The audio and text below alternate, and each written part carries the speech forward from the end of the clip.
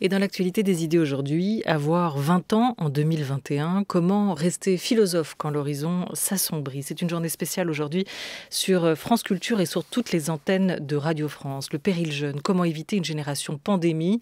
La crise sanitaire a mis à rude épreuve la jeunesse, fermant les lieux de savoir, les facs, les bibliothèques et les lieux de sociabilité, les cafés, les cinémas, les boîtes de nuit.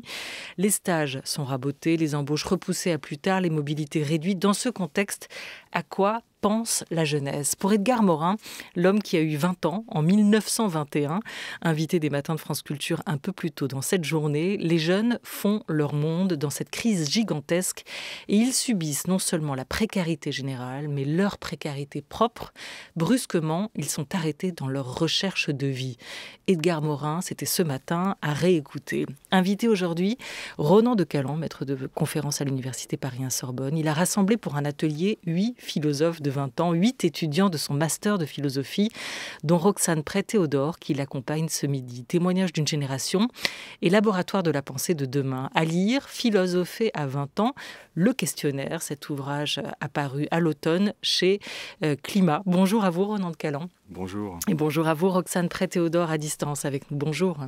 Bonjour. Merci à tous les deux d'être là avec nous pour nous apprendre à philosopher à 20 ans. Hein. Même si on a un tout petit peu passé la date de péremption, les questions restent et on est heureuse et heureux de les entendre avec vous. La méthode, justement, c'est la question. Ronan de Caland, vous avez choisi de poser ou de demander à vos étudiants de chacun poser une question et d'y répondre avec les outils de la philosophie. Est-ce qu'il y a un âge pour philosopher ? Non, il n'y a pas d'âge pour philosopher. La philosophie, c'est une discipline qui est enseignée maintenant à une jeunesse qui a 17-18 ans au baccalauréat et qui prolonge ensuite, si elle le souhaite, si c'est une bonne ou une mauvaise rencontre, parce qu'en réalité, elle a 1 an pour découvrir la matière qui prolonge ou pas son entreprise philosophique. Et ensuite, il y a des gens qui, comme moi, peuvent être étudiants à vie en réalité, hein, puisque c'est un peu la tâche dans laquelle nous avons choisi de résider, hein, à savoir de prolonger nos études indéfiniment, ce qui nous fait une sorte d'alliance, de sainte alliance avec les étudiants eux-mêmes, puisque nous sommes restés nous-mêmes des étudiants. À travers cet atelier, vous avez choisi de faire quoi? Le portrait d'une génération philosophique? Alors d'abord, j'ai fait quelque chose, ce que je vais vous dire est très anecdotique, donc attention, ça risque d'être un peu ennuyeux. J'ai fait ce que tous les enseignants font en réalité, et ce que des circonstances un peu particulières nous empêchent de faire aujourd'hui, à savoir un séminaire. Tenir un séminaire, c'est quoi? Depuis 2 siècles à peu près que l'université a été réformée par Humboldt à Berlin, c'est discuter avec des étudiants qui ont choisi la carrière, qui ont embrassé la carrière. Et c'est pas nécessairement leur imposer justement un cours, leur imposer des idées, c'est s'entretenir avec eux. Et c'est ce qu'on a essayé de faire. Nous partîmes 15-20 à peu près, et au port, nous sommes arrivés 8 étudiants avec moi. Ça a donné ce livre. La seule chose que j'ai fait d'original dans l'histoire, c'est de documenter cette expérience.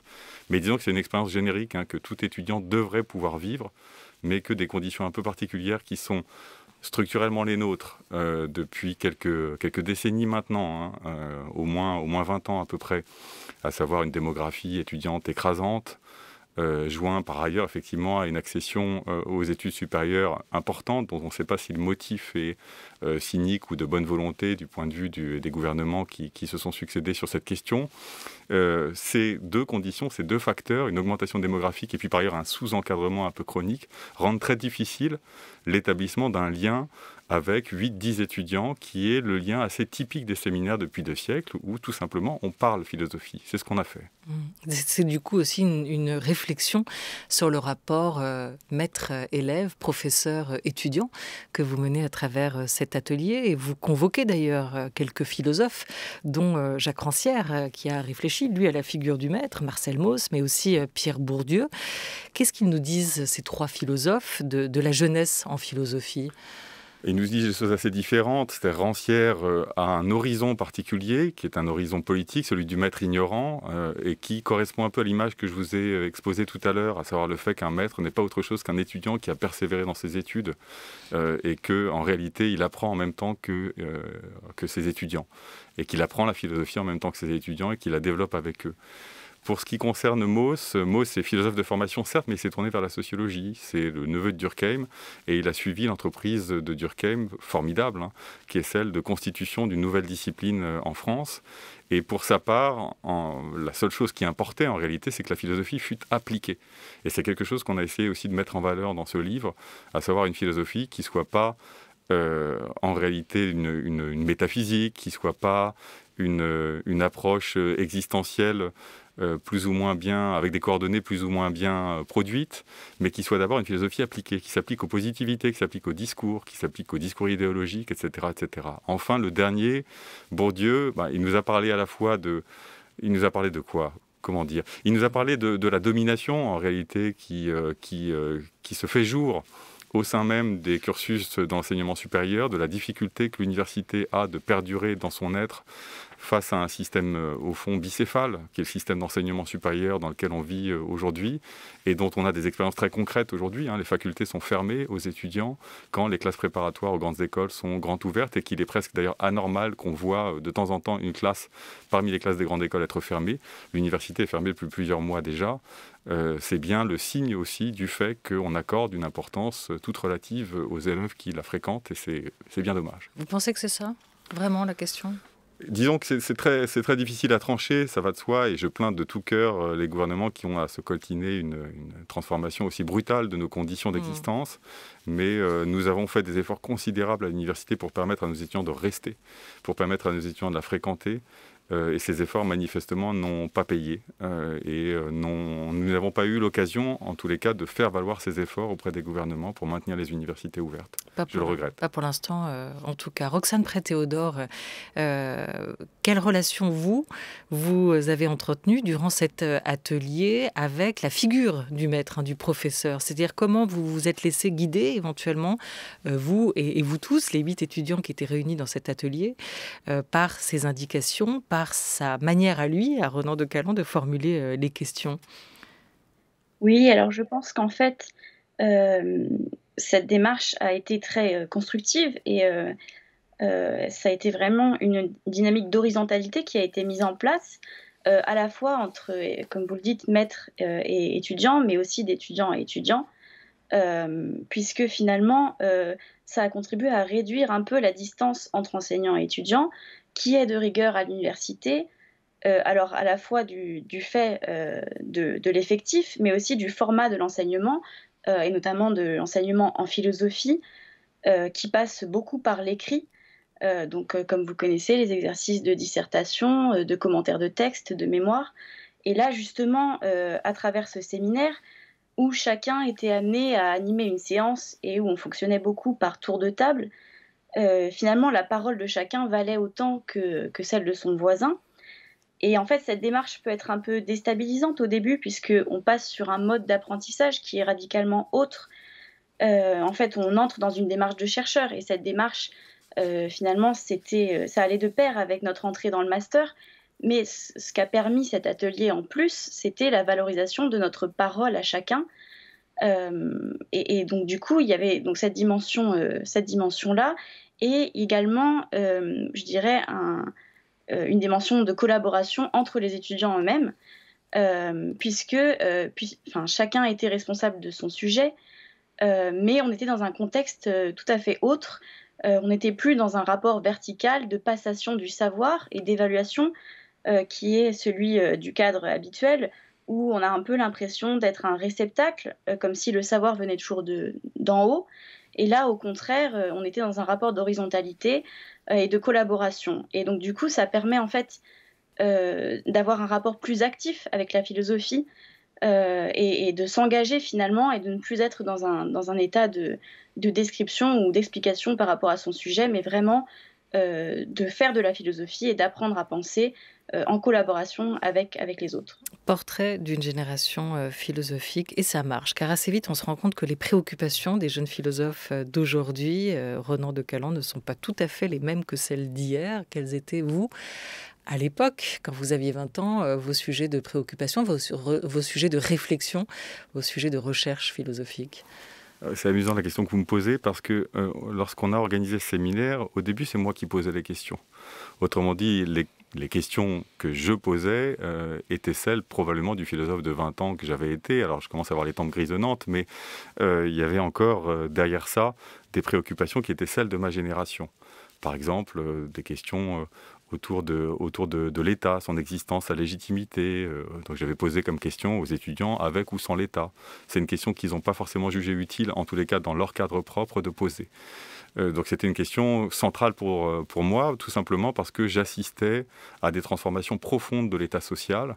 Mes lectures de l'époque, je lisais justement les auteurs que vous avez cités tout à l'heure, c'est-à-dire à la fois les durkheimiens dans l'ancienne tradition, les philosophes critiques comme Rancière, ou les sociologues critiques contemporains comme Bourdieu et d'autres. Bourdieu a encore beaucoup de succès aujourd'hui, on imagine. Bourdieu a encore énormément de succès aujourd'hui, ça va de soi, mais disons qu'il parlait, il était vivant déjà, c'est une première chose, et il parlait à une jeune génération son langage aussi. Là, c'est aussi un phénomène, si vous voulez, intergénérationnel qui est très, très important. Donc au centre de mes préoccupations, il y avait notamment cette question du socialisme d'État, de l'État social, de la disparition de l'État social, de la main droite, de la main gauche de l'État, par exemple, pour vous citer un cas un peu typique que j'avais mis en avant. D'autres préoccupations s'étaient fait jour, mais qui n'étaient pas celles de mes 20 ans. La préoccupation écologique, par exemple, est devenue absolument centrale, quand à l'époque, pour des raisons qui sont d'ailleurs assez incroyables, quand on y pense rétrospectivement, elle n'était pas du tout centrale dans nos études, elle n'avait pas une place absolument centrale. Des questions comme celle de la fin du monde, transformation du monde, étaient des questions qui étaient certes posées, mais elles étaient posées dans des termes très locaux. Crise économique, par exemple. En 2008, on a eu la grande crise économique de 2008. Là aussi, ça faisait l'objet de préoccupations spécifiques. Là, les préoccupations des étudiants ne sont pas les mêmes. Ça, c'est vrai. C'est un premier constat qu'on peut faire de cette expérience que je me suis contenté simplement de documenter. Elles ne sont pas les mêmes, mais elles sont peut-être mieux articulées qu'elles ne l'étaient par les étudiants que nous étions. C'est ce que j'ai essayé de mettre en valeur aussi. Alors vous aviez 20 ans, en gros, dans les années 90. À la fin des années 90, oui. Au cinéma se jouait Un monde sans pitié d'Éric Rochant. Un peu plus tard, peut-être le Péril jeune aussi. Vous êtes en tout cas de cette génération-là. Aujourd'hui, plus que jamais, en toile de fond de cet atelier que vous avez mené, et c'était avant le virus, la crise, déjà, on y retourne. On peut rentrer? Non, pas aujourd'hui, c'est pas une réunion mixte, on préfère rester entre femmes. Qu'est-ce que vous pouvez vous dire qu'on peut pas entendre? Je ne comprends pas. Des trucs de femmes. On est comme des femmes, nous. Sans rire, on peut pas rentrer juste un petit peu? Non! C'est l'histoire d'une société qui tombe et qui, au fur et à mesure de sa chute, se répète sans cesse pour se rassurer. J'ai pas peur du chômage et de la crise. Il y a bien pire qui se prépare. Mais bon, comme on se focalise sur des choses minimes, on le voit pas arriver. Qu'est-ce qu'on voit pas arriver? La faim. L'extinction. Il y a le choix pour tout foutre en l'air. Les émeutes de la faim, la guerre de religion, la sécheresse, le dérèglement climatique, le basculement des pôles, les centrales nucléaires qui pètent. Ouais, ou les épidémies. Tu sais, trucs respiratoires que tu peux pas soigner, là. Le coronavirus. Jusqu'ici, tout va bien. T'as vu comment je suis forte? Fort de quoi?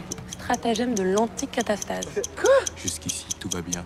Décrire par ironie ou par euphémisme une situation diamétralement opposée à la situation réelle. Ah, le gros stratagème. Toi, le stratagème, ouais. Le mizo eina eteus kaiou kaimi ateus. Ça veut dire, je pense que les dieux existent, je ne suis pas athée. Bon, on va essayer d'avoir une conversation sérieuse. Tu vas me dire ce que tu aimes, ce que tu as envie, et la même chose pour moi. Alors vas-y, commence. Les fleurs, les animaux, le bleu du ciel, le bruit de la musique, je sais pas moi, tout. Et toi? L'ambition, mouvement des choses, les accidents, l'espoir, quoi encore, je sais pas moi. Enfin, tout. Tout. Qu'est-ce que je peux faire? Je sais pas quoi faire. Jusqu'ici, tout va bien. Qu'est-ce que je peux faire? L'important, c'est pas la chute. C'est l'atterrissage. Voilà, avec le Péril jeune, Pierrot le fou, La haine, Le brio, 3 souvenirs de ma jeunesse ou encore cet extrait des combattants avec Adèle Haenel qui parle déjà de virus, de faim et d'effondrement. Cette scène de ce film sorti en 2014, réalisation, montage signé Thomas Beau. Omniprésente, la crise déjà avant même le virus. Quelle relation à la crise? Vous écrivez, Ronan de Caland, les jeunes ont pris le parti de rajeunir la crise, de la redéfinir sur de nouvelles bases, de la dédramatiser ou plutôt de la redramatiser, de l'arracher aux récits convenus dans lesquels elle s'inscrit et de lui proposer d'autres formes de narration. Lesquelles? Alors, lorsque j'ai écouté mes étudiants, m'est revenu en tête un texte d'ailleurs que je cite dans l'introduction, qui est un texte de Marcel Mauss, qui est une réflexion sur les crises qu'il écrit à la fin de sa vie, dans un débat avec son oncle, qui est Durkheim, donc le fondateur de la sociologie. Et il m'était revenu, je ne sais pas pourquoi, vous savez, c'est ces sortes de surgissements un peu fantasmatiques, bizarres, on n'en sait pas si les motifs sont conscients ou inconscients. Cette expression de Marcel Mauss, la crise, c'est de la gelée de veau qui fond, point. Alors bon, l'état, c'est le passage, effectivement, de l'état solide à l'état liquide, de la gelée de viande, éventuellement, ou de la gelée de veau. Ça évoque quelque chose comme le réchauffement climatique aussi, ça évoque quelque chose comme la chaleur, comme la liquéfaction. Et en même temps, c'est une approche dépassionnée d'un problème. Et ça, on a essayé de construire quelque chose comme ceci. C'est-à-dire, l'idée n'est pas de rajeunir la crise au sens où on la lift, où on lui donnerait effectivement des contours attrayants, éventuellement. Ça serait dans une sorte de néo-décadentisme un peu délirant. Non, l'idée est d'avoir un regard plus dépassionné sur le problème, avec à la fois une profondeur historique plus importante, et en même temps à la fois de se doter des outils techniques pour la pensée, de les interroger et de mesurer aussi les limites du discours sur la crise. C'est ce qu'on a essayé de faire ensemble. Vous imaginez que Marcel Mauss, lui, il est reclus, il est pourchassé par la police parce qu'il est juif en 40, et tout de même, il essaie d'avoir du recul, en réalité, sur la situation. Et le recul qu'il propose sur la situation, c'est effectivement de considérer que ce qui vaut dans une société stable ne vaut plus dans une société dite en crise, mais ça ne signifie pas nécessairement que ce qui vaut aujourd'hui relève purement et simplement de l'effondrement, c'est-à-dire de la perte de toutes les valeurs. C'est quelque chose auquel nous étions tous, dans nos discussions, très rapidement, très étrangers. On envisageait des déplacements structurels, et ces déplacements, on les a envisagés à plusieurs niveaux, au niveau politique, niveau écologique, niveau technique, au niveau des représentations, évidemment. On envisageait aussi des résurgences, par exemple le retour de la race, le discours sur la race, le discours, les généalogies génétiques, qui est quelque chose aussi de très étrange et très étranger pour nous lorsqu'on le redécouvre. Tout ce travail qui est effectué par Alexandre Matejkou, notamment, qui est très intéressant, ce travail en réalité sur les généalogies génétiques et ces tentatives effectivement de séquencer le génome individuel et de remonter à une histoire de longue durée. On envisageait également d'autres types de représentations fantasmatiques qui étaient de l'ordre des résurgences. Et puis, on signalait aussi des déplacements. Après, nous n'avons aucune prétention à l'exhaustivité. Nous nous sommes contentés, en fait, de quelques percées, si je puis dire. Alors justement, c'est intéressant à travers ces 3 parties, ces 3 grandes thématiques que vous avez évoquées, Ronan de Caland, le poids des générations mortes, les démocraties à la renverse et la fin du monde en avançant. Tout ceci assorti de points d'interrogation. À travers ces textes, vous avez du coup donné un espèce d'état des lieux, certes non exhaustif et fragmentaire de l'état du monde, la fin et l'effondrement, pardon. Roxane Pré-Théodore, c'est pas le sujet sur lequel vous avez choisi de travailler. Vous, c'est sur la question des démocraties aujourd'hui, de la représentation aussi en politique, marche des mouvements, fin des partis. Un sujet donc entre philosophie et politique. Avant d'y revenir, on entendait dans ce montage sonore la question de l'effondrement déjà se poser. Roxane Pré-Théodore, pourquoi et en quoi est-ce un sujet de réflexion qu'on aborde différemment aujourd'hui pour vous en 2020-2021 ? Comment elle se pose cette question ? Mais tout d'abord, c'est un sujet auquel j'ai été sensibilisée de par ma double formation, donc en philosophie, mais aussi en sciences politiques, puisque quand Ronan de Caland nous a contactés pour ce projet, j'étais donc en double licence. Et j'avais déjà travaillé sur les questions de parti, d'engagement, notamment d'engagement des jeunes. Et j'avais des cours de sciences politiques sur les transformations des mouvements sociaux, justement, et sur l'histoire de la représentation politique, qui me semblait faire écho aux cours d'histoire de la philosophie que j'avais en philosophie, donc, et qui mobilisait des auteurs tels que Rousseau, tels que donc, les théories contractualistes, et également les auteurs antiques. Et en fait, il m'a semblé important de réactualiser ces questions. Il me semblait qu'on pouvait apporter un point de vue critique que ne me permettait pas nécessairement la science politique. Et c'est là que s'est joué le choix de la méthode, en fait, pour traiter ces questions. Et c'est là que je pense que c'était une démarche assez nouvelle, puisqu'on a essayé de mettre en place une philosophie de terrain. Et donc, ce qu'il faut retenir dans cette approche, c'est qu'il ne s'agit pas de mettre les outils de la sociologie, de la science politique au service de la philosophie, mais vraiment de voir la complémentarité des disciplines pour traiter de manière nouvelle ces questions. Puisque c'est ce qui est indiqué dans l'introduction du livre par Ronan de Caland. Finalement, la dimension philosophique ne dépend pas du sujet qui pose la question, ni du sujet de la question elle-même, mais de la méthode et de la démarche de questionnement qui vient en fait ici après, qui interroge ce qui a déjà été interrogé. Et donc du coup, on a essayé de mettre en place cette philosophie de terrain, et pour ma part notamment à travers des entretiens, et c'était une manière de remettre au goût du jour ces questions et d'apporter un point de vue nouveau, un point de vue critique. Une philosophie de terrain, Ronan de Caland, c'est ça, expérimenter cela aussi. Oui, tout à fait. Alors, les terrains sont divers. Vous pouvez effectivement avoir un terrain au sens où les sciences sociales ont des terrains qu'elles balisent avec leur méthode propre. Et il ne s'agissait pas de se substituer à l'enquête des sciences sociales. Une fois encore, par exemple, certains et certaines de nos étudiants ont des formations pluridisciplinaires, comme Roxane vient de le signaler.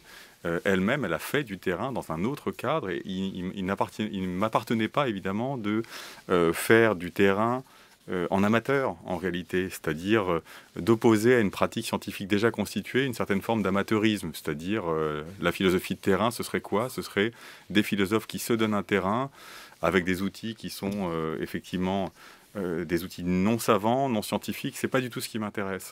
Là, en l'occurrence, ce qui m'intéressait, c'était d'articuler des questionnements et des méthodes philosophiques avec des méthodes qui sont celles des positivités, c'est-à-dire celles des sciences sociales. Et bien reconnaître le fait que si les sciences sociales se sont dotées de méthodes précises pour constituer leur terrain, il n'appartient évidemment pas à la philosophie de légiférer sur la façon dont on balise le terrain. Il appartient à la philosophie de produire autre chose. La philosophie, c'est en réalité, depuis Kant à peu près, c'est-à-dire depuis la critique de la raison pure, 1781, 87 pour la deuxième édition, à la veille de la Révolution française, c'est quoi ? C'est une tâche de critique intellectuelle, c'est-à-dire c'est une pratique discursive, c'est une connaissance discursive et analytique. Ça n'est pas tellement autre chose, et c'est ce qu'on a essayé de mettre en œuvre, à savoir appliquer les règles de cette connaissance et ces méthodes à des objets qui peuvent relever bien sûr, par exemple, des sciences sociales ou de la sociologie politique, mais aussi bien du journalisme d'opinion, ça a été le cas, des pratiques contemporaines, des échanges sur Internet, etc. etc. Voilà. Mais justement, Roxane Pré-Théodore, quand on réfléchit aux démocraties, aux formes, aux questions démocratiques, est-ce que c'est déjà à vos yeux une forme d'engagement ? Est-ce que ça casse aussi l'idée, les préjugés d'une jeunesse non engagée aujourd'hui qui ne le serait plus ? Oui, tout à fait. Je pense qu'effectivement, à partir du moment où on y réfléchit, on est obligé de déconstruire la notion. Et effectivement, je pense que c'est là aussi que rentre en jeu la dimension intergénérationnelle, puisque moi, c'est quand même des questions auxquelles j'ai été sensibilisée de par mes enseignants, mais ensuite que j'ai essayé de réinvestir et de traiter à mon niveau. Et je pense qu'effectivement, le choix des sujets est éminemment engagé et politique, et je pense que c'est ce que j'ai retenu un peu de cette approche, de cette initiative. Voilà, je pense que... Pardon, finissez. Non, enfin, c'est ce que je voulais dire, voilà, que c'était un choix politique de traiter de ce genre de sujet. Voilà. Invitée jusqu'à 13h30, Roxane Prey-Théodore, étudiante en philosophie, et Ronan de Caland, maître de conférence à l'Université Paris 1 Sorbonne. Ensemble, avec 7 autres étudiants, ils ont mené une expérience, réalisé un atelier, une forme de séminaire, comme l'évoquait Ronan de Caland en ouverture de cette discussion, et se sont demandé à quoi réfléchir, à quoi penser aujourd'hui, philosopher à 20 ans, le questionnaire, le compte-rendu analysé de cette expérience. Ce laboratoire de la pensée est édité, cette réflexion, chez Climat. France Culture, il est 13h21. France Culture, la grande table, Olivia Gesbert. Avoir 20 ans en 2021, qu'est-ce que la jeunesse pense, ressent, vit aujourd'hui? On va écouter, pour ce faire, un petit retour en arrière, les mots de la journaliste Louise Weiss en 72. Elle avait alors 79 ans et peut-être toujours 20 ans. J'ai toujours 20 ans. Mais oui, cela vous étonne. J'ai 20 ans parce que je n'ai rien perdu de mon intérêt à l'avenir. Et cet intérêt, c'est la jeunesse. Il n'y a pas d'autre définition de la jeunesse. Alors pour moi, demain est aussi beau que l'était hier, ce demain. Et je crois que j'ai encore, ne serait-ce que quelques minutes, quelques heures, quelques jours, quelques semaines ou quelques années, le temps de vivre d'une façon jeune, en me passionnant pour les êtres qui m'entourent et les problèmes de mon temps.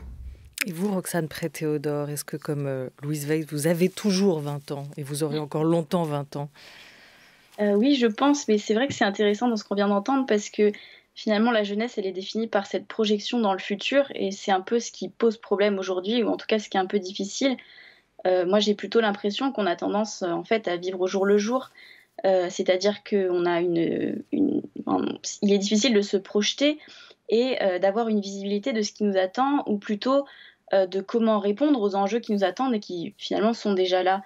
Et je trouve que interroger la place des jeunes seulement comme une projection vers le futur, c'est un peu nier la place qu'ils ont aussi actuellement dans la société. C'est-à-dire que considérer les jeunes uniquement comme futurs membres de la société, c'est un peu nier ce qu'ils vivent aujourd'hui en fait. Et donc il faut prendre au sérieux cet âge intermédiaire de flottement où on n'est plus vraiment des enfants, mais on n'est pas vraiment encore des adultes. Et donc notre parole en fait a une certaine légitimité qui doit être reconnue.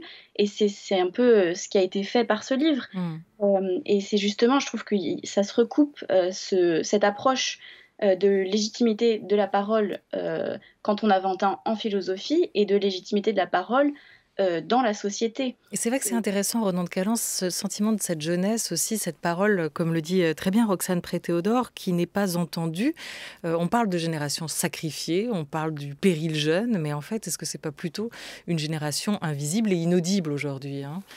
Alors invisible, ça c'est certain, puisque elle est confinée. C'est quand même la seule génération qui, pour ce qui concerne les étudiants de l'université, 1 500 000 est actuellement confinée, c'est-à-dire reste chez elle, ne va pas dans les établissements d'enseignement supérieur et a du mal parfois à aller dans les lieux où elle pratiquait des petits boulots justement pour pouvoir poursuivre ses études. Par exemple les restaurants, qui étaient un lieu de boulot étudiant assez répandu. Cafés, ouais. Et les cafés, bien depuis sûr. toujours. Donc là, on est dans une situation d'invisibilisation relative, bien sûr. Et surtout, j'insiste là-dessus, je ne vais pas me faire le ventriloque de la jeunesse parce qu'elle est, comme l'a très bien dit Roxane tout à l'heure, on n'attend pas de lui donner la parole pour plus tard, c'est à elle de la prendre et elle la prend très très bien, comme c'est signalé. Donc ce qui est manifeste et ce qui devra compter dans les prochaines semaines et les prochains mois à venir, c'est de comprendre l'extraordinaire sacrifice que cette jeunesse a réalisé aujourd'hui. Alors c'est pas un sacrifice, c'est pas ceux de 14, c'est pas un sacrifice de leur corps dans une armée, c'est pas un sacrifice patriotique au sens militariste du terme, pas du tout. En revanche, c'est un sacrifice de leur temps, ça c'est vrai. C'est un sacrifice également de leurs activités principales. La jeunesse, elle est dans cette situation liminaire en fait, où elle est effectivement, elle est plus dans l'enfance, elle rentre dans l'âge adulte, mais elle participe des deux encore, c'est-à-dire le loisir de connaître et en réalité, pour une très grande partie de la jeunesse, le travail déjà actif en même temps que l'apprentissage. Et être privé de ces deux outils, c'est particulièrement violent pour cette jeunesse aujourd'hui. Et en fermant les portes de l'université, on ferme les portes d'un espace que vous définissez bien, Renan de Caland aussi dans cet ouvrage. On ferme la possibilité d'une coopération entre les générations, cet échange qui peut se lier.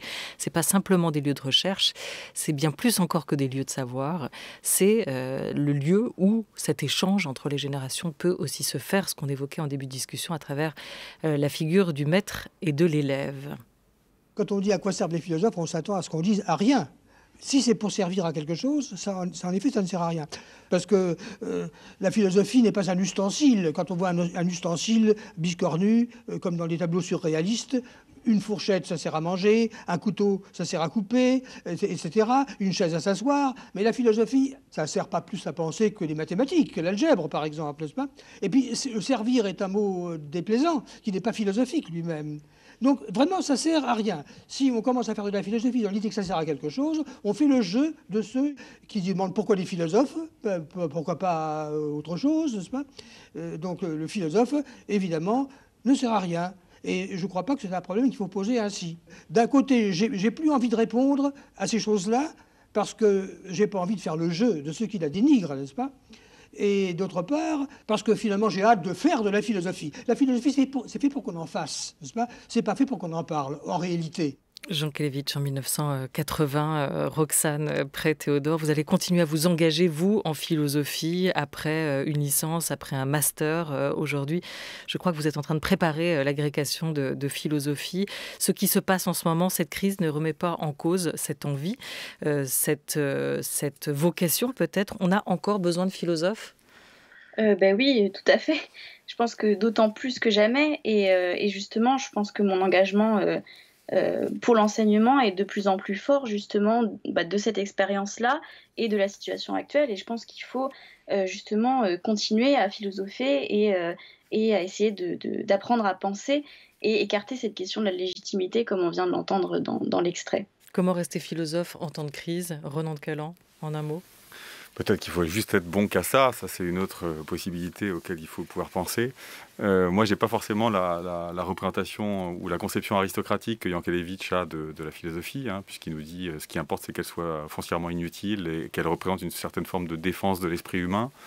Moi, je pense que tout simplement, c'est aussi un rapport particulier à la jeunesse, précisément, qu'il faut réussir à maintenir. C'est une sorte de lien intergénérationnel qu'on trouve pas forcément ailleurs, en tous les cas. Voilà, lien qu'on espère aussi maintenir à la radio, à travers ces émissions. Merci beaucoup à vous, Renan de Caland. Merci, Roxane Prey-Théodore, d'être venue autour de cette grande table, physiquement ou virtuellement.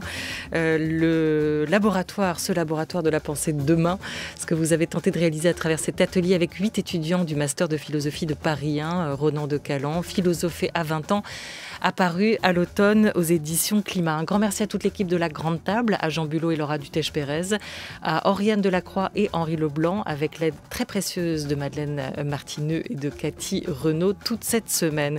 Demain, Grande Table critique avec Lucille Como. Attention, cette journée continue, avoir 20 ans en 2021, dans quelques instants, avec Les Pieds sur Terre. Et puis à 18h20, le temps du débat, Emmanuel Laurentin, les jeunes bousculent-ils leurs aînés? Réponse donc dans l'émission d'Emmanuel.